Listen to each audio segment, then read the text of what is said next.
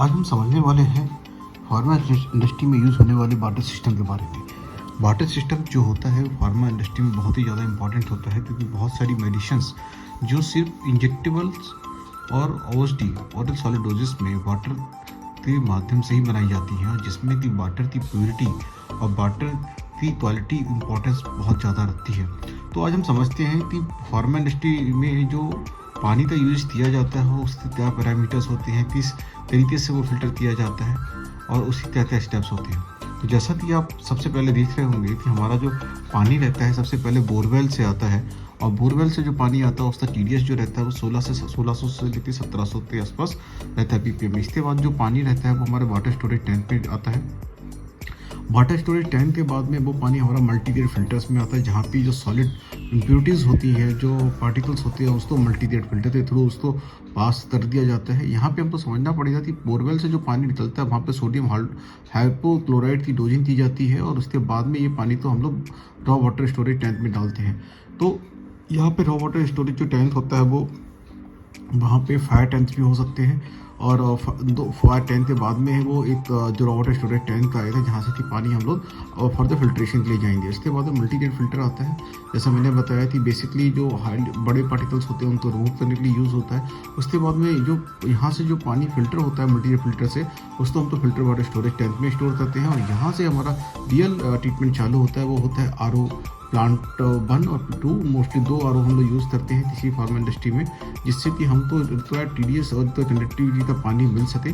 तो यहाँ पे जो हम लोग बात कर रहे हैं, सबसे पहले आरओ प्लांट 1 और आरओ प्लांट 2 से जो पानी ट्रीट होता है उसका जो टीडीएस रहता है वो हमको देखना है कि 100 पीपीएम के आसपास आ जाना चाहिए, और उसके हार्डनेस उसका नील हो जाना चाहिए। इसके बाद में जो पानी हमारा जाता है इस वैल्यू का, तो उसको हम आरओ वाटर स्टोरेज टैंक में रखते हैं, और यहाँ से ये पानी 2 जगह जाता है। एक तो हमारा जाता है फर्दर ट्रीटमेंट के लिए, दूसरा चला जाता है यूटिलिटीज़ और कॉमन यूजेस के लिए। तो यहाँ पे जो हमारा पानी हीट जो दोबारा फर्दर ट्रीटमेंट के लिए जाता है, जो कि मैन्युफैक्चरिंग में यूज़ होगा, उसको हम लोग हीट एक्सचेंजर के थ्रू पास करते हैं, और वहाँ पे उसके बाद में हम ओजोनेटेड टैंक स्टोरेज टैंक में लेते जाते हैं उसके लिए, क्योंकि वहाँ पे इसका ओजोन जनरेटर के थ्रू प्रोसेस होता है, जिसमें से इसका ऑक्सीजन O3 रिएक्शंस होता है, और इसके बाद में ये फर्दर हमारा वाटर नेक्स्ट स्टेप के लिए तैयार होता है। तो सबसे पहले ओजोन जनरेटर के थ्रू इसका ओजोनाइजेशन होता है, और उसके बाद में हम लोग इसको यूवी सिस्टम के थ्रू पास करते हैं। यूवी सिस्टम के थ्रू पास करने का मोटिव हमारा ये रहता है जिसमें जो बैक्टीरियल्स होते हैं उसको हम लोग रिमूव कर सकें। इसके बाद में हमारा दूसरा आरओ और दूसरे आरओ से इस पानी तो हम लोग पास कराते हैं, जिसका हमारा जो वैल्यू होता है वो 30 माइक्रो सीमेंस के आसपास हो जाता है। उसका कंडक्टिविटी का जो वैल्यू होता है 30 माइक्रो सीमेंस के आसपास आ जाता है। और उसके बाद में हम लोग इस जो आरओ पानी है उसको हम लोग दूसरे आरओ इंटीग्रेटेड टैंक में लेते जाते हैं। यहाँ से आरओ 2 से पास कराते हुए हम लोग इसको ईडीआई यूनिट पे लेते जाते हैं। ईडीआई यूनिट पे ईडीआई जो यूनिट होता है उसका मेन फंक्शन जो रहता है वो पानी की कंडक्टिविटी तो हमको 1.3 माइक्रो सीमेंस के आसपास लेके आता है, और वहाँ से हम लोग इस पानी को दोबारा मैन्युफैक्चरिंग में यूज़ करते हैं। तो हमने जैसे बताया कि यहाँ पे आरओ प्लांट 2 से जो पानी आएगा ईडीआई यूनिट में आएगा। ईडीआई यूनिट में जो उसकी वैल्यू हो जाएगी वो 1.3 माइक्रो सीमेंस हो जाएगी, और उसके बाद में ये पानी हमारे ईडीआई वाटर स्टोरेज टैंक में आएगा। वाटर स्टोरेज टैंक से ये पानी फिर अल्ट्रा फिल्ट्रेशन में इसका पानी का अल्ट्रा फिल्ट्रेशन होना होगा, और उसके बाद में ये पानी जो चला जाता है ये हमारा पीडब्ल्यू स्टोरेज टैंक। यहाँ से जो पानी हमारा बनता है उसको हम लोग पीडब्ल्यू ईडीआई के बाद में जो पानी बनता है उसको हम लोग पीडब्ल्यू प्यूरिफाइड वाटर कहना शुरू कर देते हैं, और वो पानी हमारा वाटर स्टोरेज टैंक में जाते स्टोर होता है। और हमारा वो जो पानी होता है वो वाटर स्टोरेज टैंक में 2 कंटिन्यूस मोशन में रहता है। वहाँ पे यह पानी हम लोग सॉलिड ओरल तो भेज सकते हैं, पैरेंटल तो भेज सकते हैं, या अदर प्लांट में हम लोग भेज सकते हैं। अब यहीं से अगर ये पानी हम तो सॉलिड ओरल में यूज़ करना तो ये पानी डायरेक्ट हमारे मैन्युफैक्चरिंग प्रोसेस के लिए यूज़ हो सकता है। परंतु अगर हम यही पानी को हमको प्योर पैरेंटल या इंजेक्टेबल प्रोसेस में यूज़ करना है तो वहाँ पे हमको इस पानी के लिए फर्दर प्रोसेस करना पड़ेगा, और वहाँ से हमको इस पानी से WFI पानी बनाना पड़ेगा। तो WFI पानी जो रहता है वो हमारा डायरेक्ट इंजेक्टेबल्स इंजेक्शंस बनाने के लिए प्रयोग होता है, जिसमें जो प्रोसेस होती है सब WFI के थ्रू होती हैं।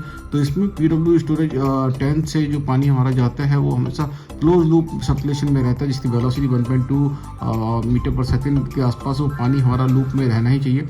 इसके बाद में हमारा जो पानी यहाँ से निकलते आता है वो प्योर स्टीम जनरेटर्स के थ्रू, प्योर स्टीम जनरेटर के थ्रू हमारा वहाँ से प्योर स्टीम जनरेट बनती है, जो कि हमारा फर्दर प्रोसेस फर्दर CIP और SIP के प्रोसेस में आती है, यूज की जाती है इन ऑटो टैंक्स मोस्टली। और इसके बाद में जो हमारा इसी लूप का दूसरा जो पानी जाता है वो हमारा MCDP कॉलम में जाता है, distillation MCDP multi column distillation unit में जाता है, जहाँ पे उस जो पानी होता है वो इवोपोरेट होते हैं, इवोपोरेशन प्रोसेस के बाद में डिस्टिलेशन प्रोसेस आता है, डिस्टिलेशन प्रोसेस के बाद में उसको कंडेंसर थ्रू एक टैंक में स्टोर कर दिया जाता है, और उस पानी को हम लोग WFI पानी बोलते हैं, WFI वाटरफ्लो इंजेक्शंस उसको बोलते हैं। जैसा आप देख रहे होंगे यहाँ से डिस्टिलेशन यूनिट के बाद में जो पानी इकट्ठा होता है उसको हम लोग WFI टैंक में स्टोर करते हैं, इसी पानी को वाटरफ्लो इंजेक्शन हम लोग बोलते हैं।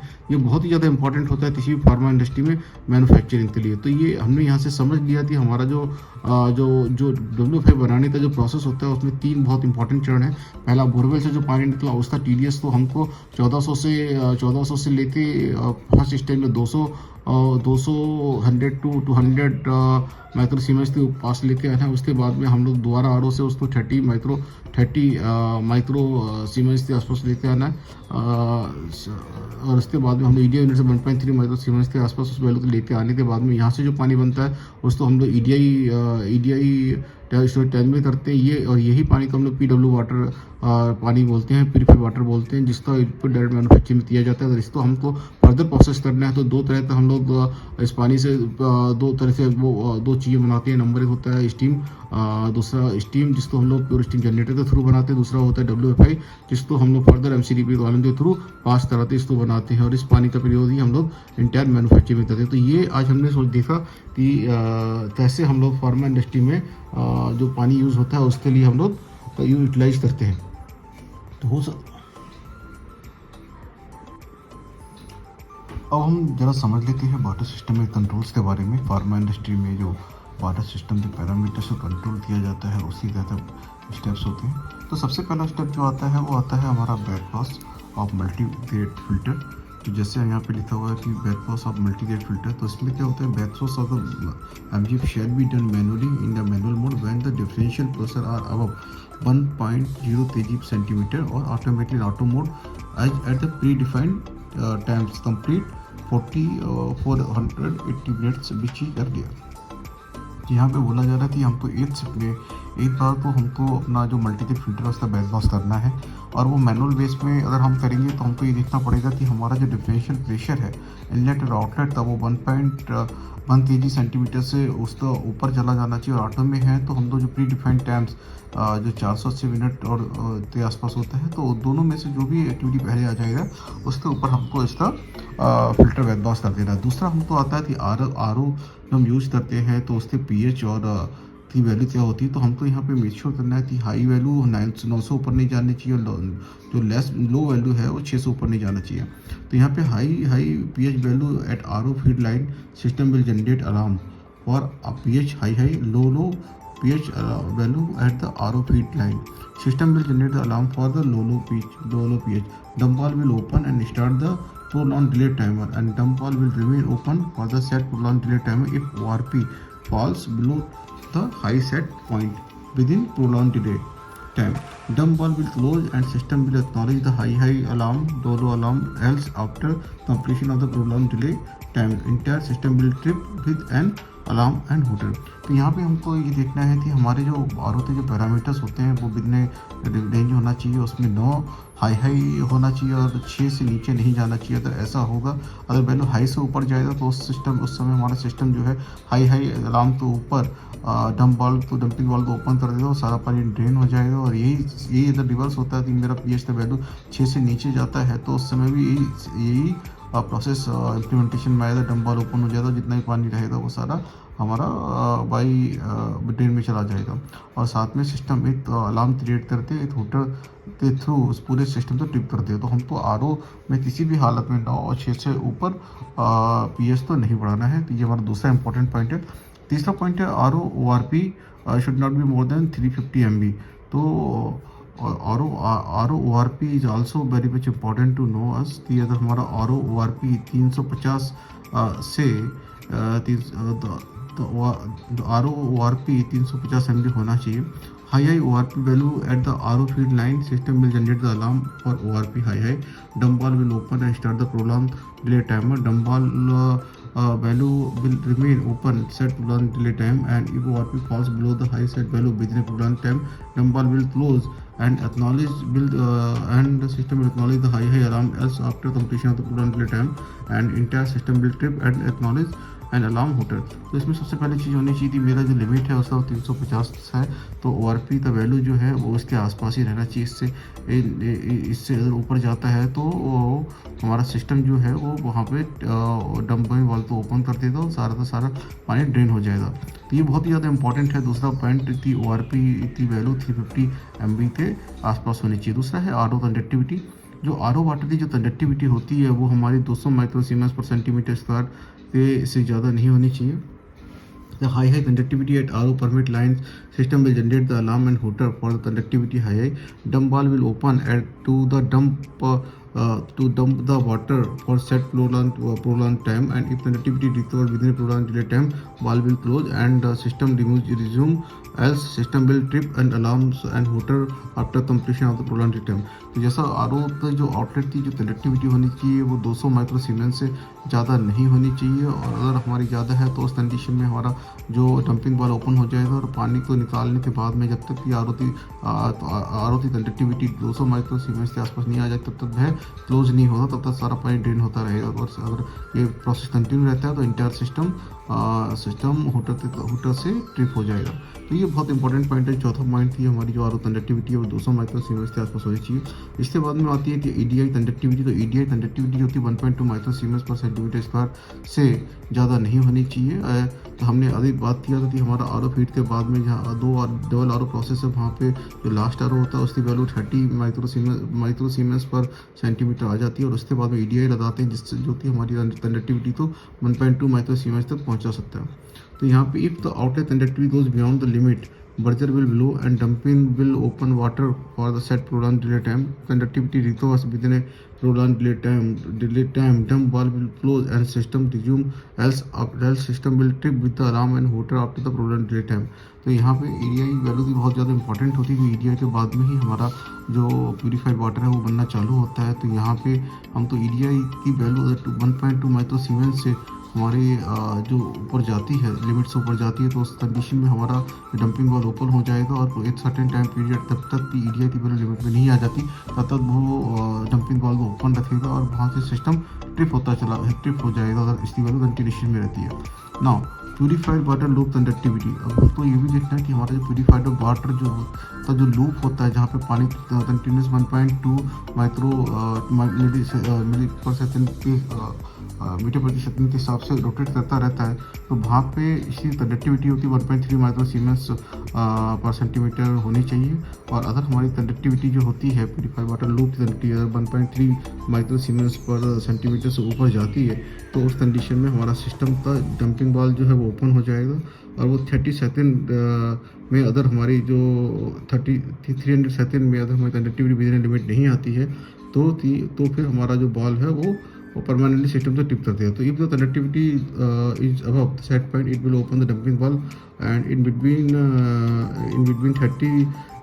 300 second if conductivity goes below the set wall it will validate that value for 30 second, and after that it will close. If conductivity is high for more than 300 seconds, it will trip the process loop and initiate the alarm for the pro delay timer. तो ये also बहुत ज़्यादा important है हम लोगों का कि normal condition में हमारे वॉल्व्स जो रहते हैं डंपिंग वॉल्व्स को ओपन कर देगा और 300 सेकंड के भीतर अगर ये अचीव नहीं होता है तो फिर पूरे सर्किट पर ट्रिप कर देगा। No WFI water loop conductivity की हमने बात कर लिया। सिमिलरली वो भी हमारी इसी तरह की वैल्यू होती है, वहाँ पे थी at the high conductivity of the WFI return loop dumping valve will open immediately and dump the WFI HMI will display cycle high, and along with the alarm after 10 seconds consistency reading below set value, dumping valve will close automatically. After 300 seconds of the consistent dumping, it will trip the system, and HMI will display WFI very high and all along with the alarm and hooter. तो यहाँ पे जो WFI water loop connectivity की हम लोग बात करते हैं, भाभी सिमिलर यही पॉइंट है। अगर हमारा जो वैल्यू है, जो उसकी वैल्यू अगर हमारी 1.3 माइक्रो सीमेंस से ऊपर जाती है, उस कंडीशन में हमारा जो डंपिंग वाला ओपन हो जाएगा और पानी को ड्रेन कर देगा, जब तक कि पानी विदिन लिमिट नहीं आ जाता है। और अगर हमारा पानी विदिन लिमिट आ जाए तो 10 सेकंड के बाद में हमारा बॉल क्लोज होते प्रोसेस तो चालू कर देते, नहीं आता है 30 या 300 सेकंड में तो पूरा का पूरा सिस्टम ट्रिप हो जाएगा। तो ये हमने इसमें देखा। इसके बाद में आता है हमारा TOC का वैल्यू, जो PW और WFI लूप में रिटर्न लूप में लगा होता है। तो एट हाई TOC इसकी वैल्यू जो होनी चाहिए 500 ppb होनी चाहिए। At high TOC of the WFI return loop, dumping valve will open immediately and dump the WFI HMI display WFI TOC high along with the alarm.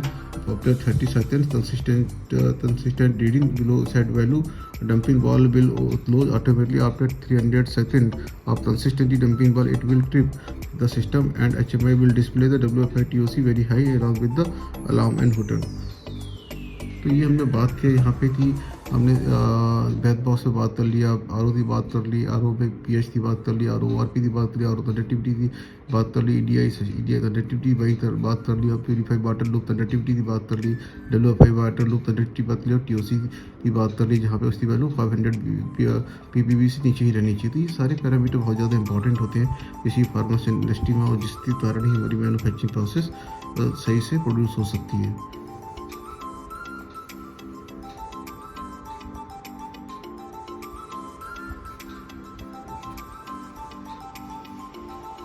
ना अब हम लोग एक चीज़ और बात कर लेते हैं यहाँ पे कि जो वाटर सिस्टम पैरामीटर जो ट्रेंड होता है उसके बारे में बात कर लेते हैं। तो सबसे पहले पैरामीटर्स आपको नजर आ रहा है, दूसरा RO water, portable water, process water, reverse osmosis water, water after EDI, purified water, water for injection and steam generator. तो यहाँ पे हम लोग बात करें कैरेक्टरिस्टिक जो रहता है रॉ वाटर का, clear colourless and odourless liquid. उसी में पोर्टेबल वाटर का भी सेम रहता है, प्रोसेस वाटर का भी सेम रहता है, मतलब सारे पानी का सेम प्रोसेस रहता है। अगर मैं pH की बात करूँ तो रॉ वाटर की जो pH वैल्यू होती है वो नॉर्मली 7 के आसपास, 7 से 8 के आसपास होती है। पोर्टेबल वाटर की जो हमको रखना है 6.5 to 8.5 रखना है, और प्रोसेस वाटर 6.5 to 8.5 रखना है। रिवर्स ऑस्मोसिस वाटर तो 5.0 to 7 रखना है। WFI का भी सेम है 5.02, और प्यूरीफाइड वाटर में ये एप्लीकेबल नहीं है। इसके बाद हार्डनेस की बात करते हैं। तो हार्डनेस जो रिकॉर्ड होती है, जो नॉर्मल रिकॉर्ड रहती है, वो अगर पोर्टेबल वाटर की बात करता हूँ तो किसी भी हालत में 500 ppm से ज़्यादा नहीं होनी चाहिए। दैन एंड सिमिलरली 500 ppm से ज़्यादा प्रोसेस वाटर में नहीं होनी चाहिए। रिवर्स ऑस्मोसिस में 10 से ज़्यादा किसी भी हालत में RO के बाद में हार्डनेस नहीं होनी चाहिए। TDS की हम लोग बात कर रहे हैं तो हम जो बोरवेल का जो पानी आता है उसकी जो नॉर्मल कंडीशन में रहता है वो 1800 ppm 1500-1800 ppm के आसपास रहता है। और पोर्टेबल वाटर में 1500 ppm से ऊपर नहीं होना चाहिए, और प्रोसेस वाटर 15 से ऊपर नहीं होना चाहिए, और रिवर्स ऑस्मोसिस में TDS जो है वो 100 ppm से ज़्यादा नहीं होना चाहिए। जहाँ कंडक्टिविटी की बात कर लेते हैं तो हमारी जो कंडक्टिविटी होती है रिवर्स ऑस्मोसिस प्रोसेस में not more than 200 micro siemens, और water for EDI not more than 1.3 micro siemens, and similarly purified water में not more than 1.3 micro siemens. In every सब में आपको 1.3 माइक्रो सीमेंस ही मिलने वाला है। इसके बाद हम लोग बात कर लेते हैं माइक्रोवियल लिमिट्स सेट्स। तो इसमें वाटर में रिकॉर्ड्स रहता है not more than 300 CFU per ml। तो माइक्रोवियल लिमिट टेस्ट जो बात करते हैं तो उसमें जो पोर्टेबल वाटर में not more than 300 CFU per ml, then not more than 300 CFU per ml, और रिवर्स ऑस्मोसिस की बात करते हैं तो वहाँ पे 500 CFU per ml आता है। बाकी सब में नेग्लिजिबल नॉट एप्लीकेबल आता है। दैन TOC की बात कर लेते हैं तो TOC रॉ वाटर में नहीं होता है, पोर्टेबल वाटर में नहीं होता है, दैन प्रोसेस वाटर में भी नहीं यूज में आता है, और रिवर्स ऑस्मोसिस में भी नहीं आता है। बट वाटर फॉर EDI, जब वाटर फॉर EDI की हम लोग बात करते हैं तो उस कंडीशन में नॉट मोर देन 500 ppb इसकी वैल्यू है। सिमिलरली वैल्यू जो है वो प्यूरीफाइड वाटर और WFI वाटर प्योरेस्टिंग जनरेटर में भी आ जाती है। इसके बाद में आता है माइक्रोवियल कंटामिनेशंस। तो इसमें नॉर्मली रॉ वाटर में नॉन एप्लीकेबल, प्यूरीफाइड वाटर में नॉट एप्लीकेबल, प्रोसेस वाटर में non applicable, then reverse osmosis process में नॉट एप्लीकेबल आता है। इसके बाद वाटर फॉर EDI में not more than 100 CFU per ml।